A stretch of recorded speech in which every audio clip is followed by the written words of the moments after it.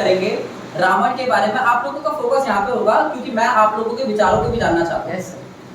भारत के अंदर देखो, हम कम उम्र के लोग, मैं तो तुम लोगों से थोड़ी सी एज में बड़ा हूँ, 1-2 साल, है ना। जो नई जनरेशन है ना, जो न्यू जनरेशन है, इन लोगों को जानना बहुत जरूरी है क्योंकि आप लोग रामायण को बहुत अच्छे तरीके से नहीं देखते और फिर हमारे ही धर्म के ऊपर, अपने ही धर्म के ऊपर उंगली उठाने देते हो और उंगली उठाते भी हो। कई लोग ये मानते हैं कि नहीं, रावण बुरा नहीं था, रावण जो था वो शास्त्रों का ज्ञाता था, आई एक्सेप्ट इट। था वो, रावण विद्वान था, आई एक्सेप्ट इट, क्योंकि रावण के जो पिता थे वो कौन थे?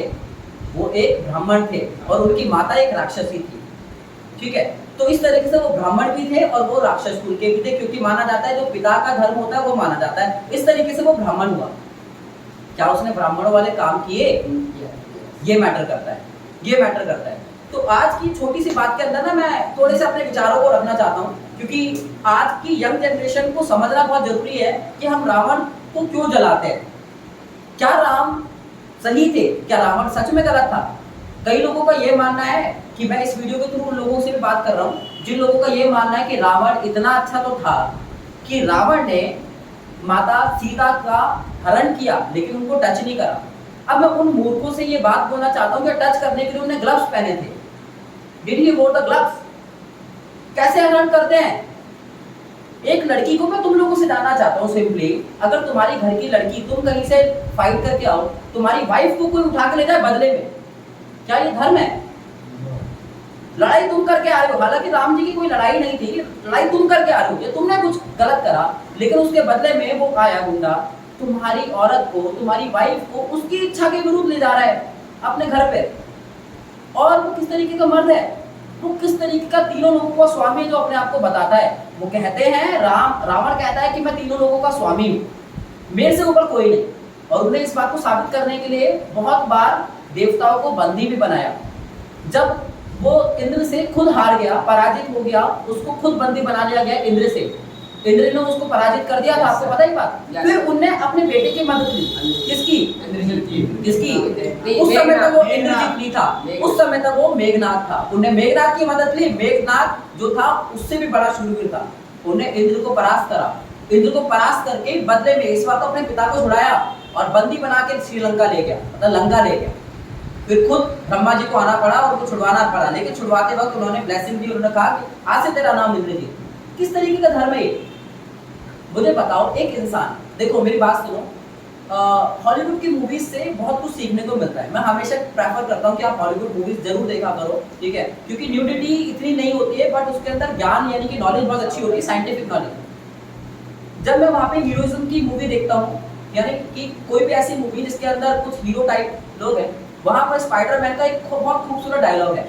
डायलॉग यह है कि all the powers comes with the great powers comes with the great responsibilities. जब आपको ताकतें मिलती हैं तो आपको बहुत ज्यादा रिस्पांसिबिलिटीज भी मिलती हैं। तो अगर उन रिस्पांसिबिलिटीज को आप निभाते हो तो आप महान बनते हो, अगर आप नहीं निभाते तो आप विलन बनते हो, आप अधर्मी बनते हो। तो क्या कभी किसी भगवान ने किसी को वरदान देने से रोका? नहीं रोका। तो हिरण्यकश्यप को भी नहीं था, रोका तो रावण को भी नहीं था। वो तीनों लोगों का स्वामी बन जाता, कोई दिक्कत नहीं थी, बट इसलिए वो बुरा बना क्योंकि वो अधर्मी था। अब लोग कहते हैं अधर्मी कैसे था? मैं आप लोगों से पूछता हूँ कि आज के, देखो मेरी बात सुनो, लोग रावण को गलत इस वजह से नहीं मानते क्योंकि वो आज के अकॉर्डिंग खुद गलत है।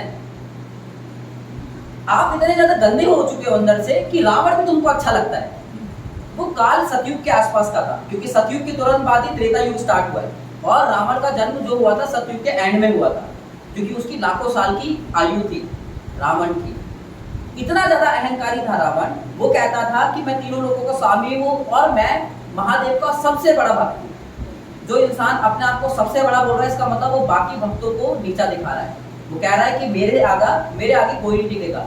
उस अपने डिल्यूजन के अंदर आके, अपने मोह के अंदर आके, अपने लोभ के अंदर आके उन्हें कैलाश पे चढ़ाई कर दी।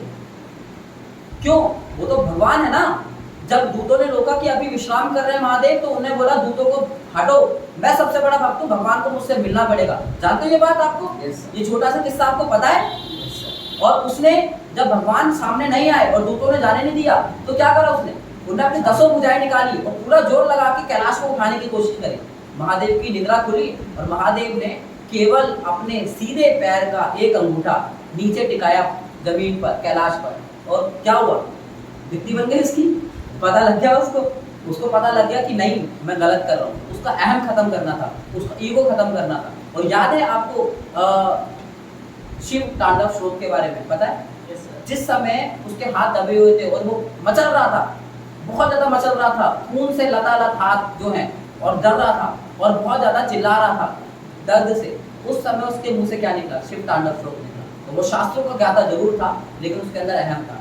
तो उस मोमेंट पर, यानी उस काल के अंदर ये भी अधर्म था कि अपने आप को सबसे बड़ा मान के तुम सबसे बड़ा विजेता मान रहे हो। उसका दूसरा अधर्म ये था कि वो भगवान को अपने घर पे बांधना चाहता था। आपको पता है ये बात?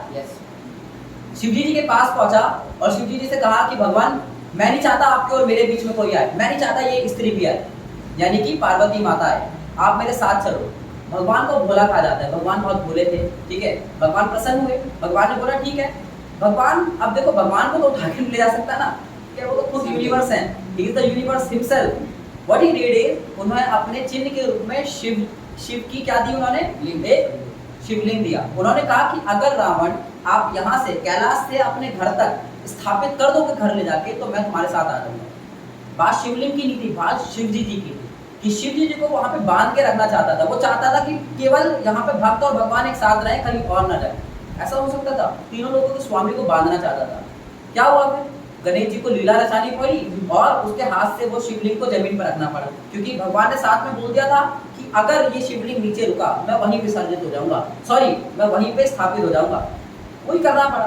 तो ये किस तरीके का भक्त है? तो क्या ये अधर्म नहीं था? क्या ये अधर्म नहीं था?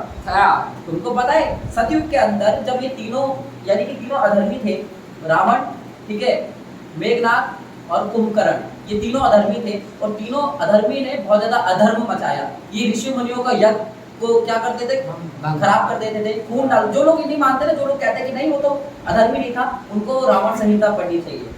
रामायण काल से पहले वो कितना अधर्मी था उसको उनको पता होना चाहिए। जब ऋषि मुनियों ने तपस्या करी और वो विष्णु जी के पास पहुंचे कि हमारी मदद करो, ये लोग तो हाहाकार मचा रहे, तो विष्णु जी ने उनको आश्वासन दिया कि ठीक है कि मैं पृथ्वी पर जन्म लूंगा, ये तो कहा।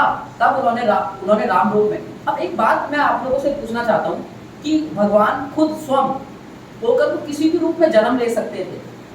वो चाहते तो वो अपना बहुत विकराल रूप ले लेते, कुछ भी कर सकते थे। उन्होंने राम रूप में क्यों जन्म लिया? एक मानव रूप में क्यों जन्म लिया? कोई बताएगा? सोच के देखो। रावण एक तरफ वो है जो तीनों लोगों का स्वामी है, जो ऑलरेडी अपने पाठ पर, पाठ का मतलब जहाँ पे वो बैठता है ना, वहां पर वो ऑलरेडी काल को बांध चुका है, अपनी मृत्यु को बांध चुका है, जो ऑलरेडी अपने भवन के अंदर अपने पैरों के नीचे शनिदेव को रखता है, जो ऑलरेडी आठों के आठों ग्रह को अपने पास रखता है बांध के। उसको मारने के लिए भगवान ने केवल एक मानव का रूप रखा। क्यों बताओ सर? क्योंकि उसने किसी से वरदान लिया था कि वो उसे सब कोई भी नहीं मार सकता, बस उसने ये नहीं बोला था जल्दबाजी के अपना अहंकार के चक्कर में कि वो कोई इंसान उसे नहीं मार सकता। अच्छा, ऐसे तो था, तो हनुमान जी भी मार सकते थे। तो भगवान चाहते तो वो एक ऐसा वानर रूप रख सकते थे। वानर और बंदरों में फर्क होता है दोस्तों, एक बात को समझना।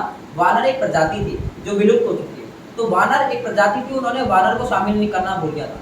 तो भगवान चाहते तो वानर का रूप ले सकते थे, जब भगवान रूप ही नहीं लेते, भगवान रूप ही नहीं लेते। भगवान जी बोलते हनुमान जी है ना, ये खत्म कर देंगे। वो क्यों लीला रचाते कि सीता माता हमें एक लीला रचानी है कि आप वहाँ पे जाओ, आपकी छवि वहाँ पे रहेगी, और रावण जब ऐसे करके कुछ करेगा तो हमें बहाना चाहिए मानो। सर हनुमान जी तो बाद में आए थे ना। देखो मेरी बात सुनो, मेरी बात को समझो। धर्म को समझना बहुत मुश्किल है, ये सुमित आपके लिए। आप गीता पढ़ते हो, आप बोलते हो समझ में नहीं आता, ठीक है? समझो इस बात को कि रामायण सालों से देखी जा रही है, लेकिन रामायण को समझने के लिए ना बहुत दिमाग चाहिए।